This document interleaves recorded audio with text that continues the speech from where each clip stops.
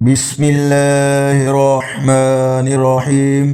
السلام علیکم ورحمۃ اللہ وبرکاتہ۔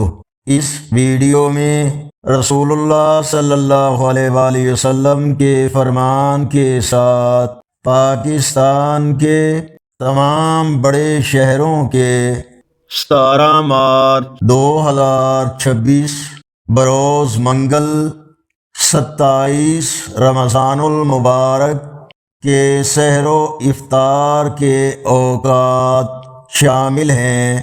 رسول اللہ صلی اللہ علیہ وآلہ وسلم نے فرمایا، ایک افطاری کے وقت جب دن بھر کی بھوک پیاس کے بعد نعمتیں سامنے آتی ہیں، دوسری رب سے ملاقات کے وقت جب رب کا دیدار ہوگا اور روزے کی جزا ملے گی۔